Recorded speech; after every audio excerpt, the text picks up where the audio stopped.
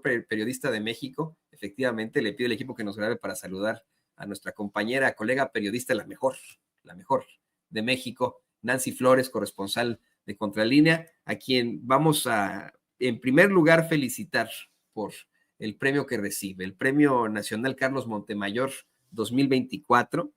Qué bien, qué orgullo conocer a Nancy Flores, a quien le entregan este Premio Nacional Carlos Montemayor por su valor y entrega en defensa de la verdad en el periodismo de investigación independiente. Nancy, bienvenida Sin Censura. No, Toño, pues con estas presentaciones y también las palabras de Vicente, pues ya qué puedo decir, o sea, ya está, me puse roja. No, muy merecido, y para nosotros es siempre un placer y un orgullo que estés en nuestras pantallas, enfrente de nuestros micrófonos. Yo sobre todo me siento muy feliz de saber que los jóvenes estudiantes de periodismo en la Universidad Nacional Autónoma de México tienen una maestra como tú, una catedrática como tú. Sí, por ejemplo, del otro lado de la palestra, en la Libre de Derecho, desafortunadamente, tienen para la materia de introducción al estudio del derecho al saco de pus, Javier Lozano. Pues qué bueno que no te tengan a ti, porque en periodismo, ¿no? Al menos eso es algo, es muy propositivo para México. ¿Cómo ves?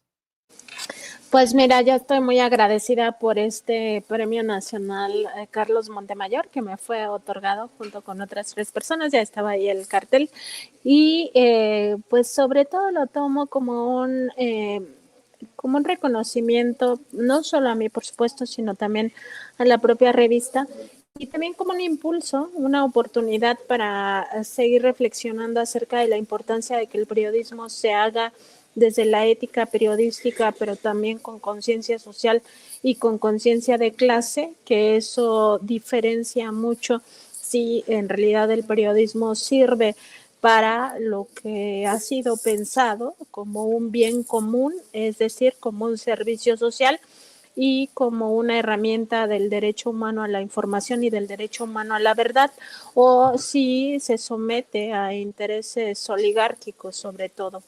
Y fíjate, Toño, que yo en mi discurso, porque nos permitieron hablar a todos, pues hacía una reflexión en torno a la ética periodística y cómo desde la ética periodística los periodistas estamos obligados a pues revelar, informar digamos, no solo las grandes contradicciones, sino sobre todo lo que genera mayor pues lo que lastima más a la sociedad. Y parte de lo que de lo que lastima más a los pueblos, pues sin duda es el modelo económico neoliberal. Y el gran espíritu crítico de la prensa es contraponerse a esos intereses de la oligarquía, de ese 1% de la población que controla el 95% de los recursos a nivel global y que somete a los pueblos de muchas maneras, incluyendo el hecho de que limita las democracias. Entonces es una oportunidad para seguir reflexionando sobre el verdadero papel de los periodistas y de las periodistas. Porque insisto, de verdad, sería muchísimo mejor ver a esas cabezas parlantes, quitarse la máscara de una vez por todas y decir, ¿saben qué? Pues sí, a mí me gusta, o soy partidario de tal ideología, que en este caso, como bien mencionan, así es la neoliberal. Yo soy conservador, podrían decir, pero no, nos mienten, no tienen definitivamente ningún tipo de trayectoria periodística creíble, son una bola de mediocres. Y yo se lo he dicho una y otra vez, el periodismo que ha cambiado al mundo, que ha sido responsable de los principales procesos sociales, es el periodismo militante. Ahí está la Revolución Francesa, ahí está cuando se consiguieron las 8 horas con los mártires de Chicago. Ese movimiento fue organizado por un periodista inmigrante en Chicago, imagínese usted, en la Revolución Mexicana con los hermanos Flores Magón, y hoy esta transformación con periodistas como Nancy Flores. Pero, querida Nancy, ¿por qué no platicamos de precisamente esas infamias desafortunadamente en los medios de comunicación corporativos que exhiben no solo su mediocridad, sino pues su falta de bases de verdadero rigor periodístico al ocupar una y otra vez a la peor enemiga del periodismo, que es la especulación? Hoy en la conferencia de prensa mañanera, la doctora Claudia Sheinbaum, hasta en forma de burla, pues exhibe cómo es que varios comentócratas se la han pasado especulando que la ratificación de la titular de la Comisión Nacional de los Derechos Humanos, Rosario Piedra Ibarra, viene debido a una orden originada en La Chingada, la quinta, donde el presidente López Obrador pues está teniendo su retiro allá en Palenque, Chiapas. Y pues bueno, ¿no? La verdad es que esa es una. La otra tenemos también a un embajador, Ken Salazar, que aprovechándose de que ya se larga, porque van a haber un cambio en la administración, un cambio claro y evidente, pues agarra un cerillo y le echa el cerillo a la paja del granero y se echa a correr al asegurar que él no está de acuerdo y que hubo muchas problemáticas con la estrategia de seguridad del presidente López Obrador. ¿Qué nos puede decir sobre esto, Nancy? Sí, Toño, fíjate que, como bien dices, está en sus últimos días como representante del gobierno de Joe Biden, Ken Salazar, y se lanza contra el presidente López Obrador cuando sabe además que el presidente López Obrador ya está en una situación de retiro que él mismo se impuso para ya no participar en la vida pública. Es decir, es un acto incluso de cobardía, porque esto lo hubiera dicho cuando el presidente López Obrador todavía estaba en funciones, cuando el presidente López Obrador todavía tenía oportunidad de responderle. Por supuesto que no lo hizo, porque además no hay que olvidarlo, en las últimas semanas del gobierno del presidente López Obrador, pues ya estuvo congelado prácticamente Ken Salazar, justo porque venía de una circunstancia donde ellos dicen que son socios, que son amigos de México, pero invaden México para secuestrar al Mayo Zambada. Eso prácticamente ya estaría confirmado por el gobierno mexicano, que hubo una violación a la soberanía, o por lo menos sigue siendo parte de las hipótesis, y por eso sigue exigiéndose a Estados Unidos que entregue esa información de cómo fue secuestrado el Mayo Zambada en nuestro territorio aquel 25 de julio pasado. Y tampoco olvidar que Ken Salazar hizo mucho activismo contra la reforma judicial. Entonces el presidente le dijo, estás cancelado prácticamente, ¿no? O sea, se rompieron relaciones con la Embajada de Estados Unidos en México. Y pues ya, o sea, Ken Salazar quedó ahí pues como sin tener ningún tipo de injerencia más allá de sus bravuconadas, ¿no? De estar pues con estas narrativas. Y ahora lo que hace es justamente intentar condicionar a la presidenta Sheinbaum, como de decir, a ver, México está muy mal, o sea, es el mismo discurso de la derecha, el mismo discurso de la oligarquía, el mismo discurso de los opositores que han sido financiados por el gobierno de Estados Unidos sistemáticamente a lo largo de este sexenio, como el caso de Claudio X González Guajardo, que en ese hago un paréntesis, no hay que olvidar que la USAID, a través de la Embajada de Estados Unidos en México, le dio 96 millones de pesos a mexicanos contra la corrupción e impunidad.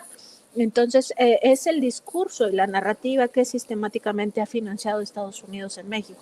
Y dice Ken Salazar que hay un discurso de abrazos no balazos, una estrategia que no funciona, que ha fracasado. Y también señala que es culpa del gobierno anterior, que no quiso aceptar la ayuda de Estados Unidos y que entonces dejó ir 32 millones de dólares en asistencia para la seguridad de los mexicanos y las mexicanas. Pues decir que es un discurso realmente tramposo, es un discurso que en sí mismo niega lo que realmente pasó en esa relación bilateral, y que es un alto a esta idea de que México es el patio trasero de Estados Unidos. El gobierno del presidente López Obrador puso un freno a las 14 agencias estadounidenses que operaban en México, entre ellas la CIA, la CIA, la DEA, la ATF, etcétera. O sea, esas 14 agencias que además ya hacían una labor donde no le informaban absolutamente a nadie, y todo eso se empezó a regular, fueron expulsados los agentes, y eso lo tomó Estados Unidos como una gran ofensa, cuando en realidad lo que estaban haciendo era violar sistemáticamente nuestra soberanía.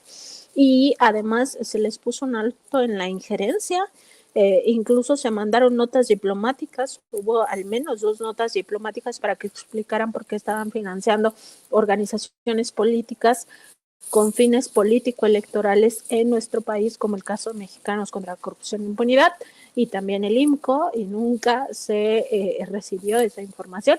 Y ya por último, pues esta injerencia cínica, ¿no? En el caso de la reforma judicial y también en el tema del Mayo Zambada. Entonces, además hipócrita, es cínico cuando dice, ay, vean lo que está pasando en Sinaloa. Pues sí, lo que está pasando en Sinaloa fue el polvorín que dejaron ellos, es decir, hasta ahora lo que señala la sospecha del gobierno mexicano, que es esta intromisión de agentes de la DEA para secuestrar al Mayo Zambada y llevarlo a Estados Unidos por una sociedad entre el gobierno estadounidense y este cártel o una fracción del cártel de Sinaloa, que es la que encabeza Ovidio y su padre Joaquín El Chapo Guzmán, ¿no? Entonces, todo esto orquestado de esta manera sin avisarle al gobierno de México, y eso deriva en un rompimiento al interior del propio cártel. O sea, lo que estamos viendo en Sinaloa tiene una explicación que se da justamente en julio con este secuestro. Entonces, llama la atención que lo haga cuando ya no está la contraparte para responderle, y además que intente condicionar, como de decir, esta política de seguridad no va a servir si no se acepta la ayuda de Estados Unidos. Y además dice, pues ya que se quiten el tema ideológico. Pues no, es que esto no es ideológico, es un tema de libertad, es un tema de soberanía y es un tema de independencia, y Estados Unidos debe de aprender a que aquí se tiene un socio, no se tiene una república bananera donde puedan venir a hacer lo que quieran.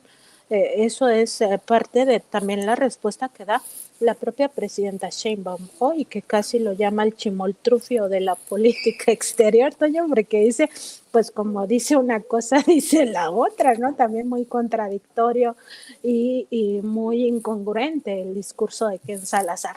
Entonces, también hay que tomarlo de quién viene. Es una persona que ya se va a su país, que no tuvo la mejor relación con el gobierno mexicano, porque también al inicio del sexenio de la presidenta Sheinbaum, pues se le clarificó, ¿no?, que ya no podía estar llamándole a cualquier miembro del gabinete a diestra y siniestra. O sea que si tenía temas con la Secretaría de Economía o con la Secretaría de Energía, no podía estarle llamando a los secretarios de Estado, que tenía que hacerlo todo a través de la Secretaría de Relaciones Exteriores. Y evidentemente todo esto, pues, de alguna manera impacta en la propia figura del embajador, que pues queda muy debilitada. Entonces, lo que quiere, a partir de estas narrativas que le vienen muy bien a la oposición y a los medios de la oligarquía, pues es decir justamente esto, ¿no?, que todo está muy mal y que si no se acepta la ayuda de Estados Unidos sin tintes ideológicos, entonces todo va a seguir muy mal también.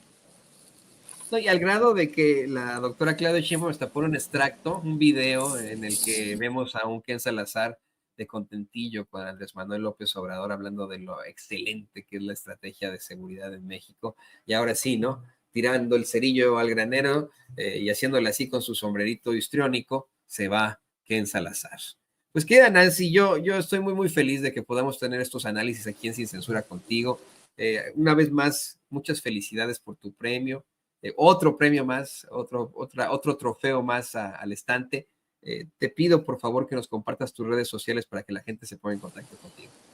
Muchas gracias, Toño. Ya saben que tenemos un programa aquí en Contralínea de lunes a viernes a las 10 de la mañana por nuestros canales, tanto de Facebook como de YouTube. Nos encuentran en esas 2 redes como Contralínea. Además, en Twitter estamos como @Contralínea y a mí me encuentran como @Nancy_Contra. Te agradezco, Toño, por estos minutos, también por tus palabras, siempre son muy generosos en Sin Censura. También agradezco las palabras de Vicente, que sé que anda muy apurado ahí en Álamo, su tierra, y pues ojalá que pronto tengamos oportunidad de encontrarnos en algún otro momento para seguir analizando esta realidad que nos ocupa. Y por supuesto que les mando un saludo a todos en Sin Censura, a esta audiencia, a Ceci, y pues nada, muchas gracias. la periodista multigalardonada, porque eso es lo que es, la mejor periodista de México, Nancy Flores, corresponsal de Contralínea. Muchas gracias, querida Nancy. Gracias, hasta luego.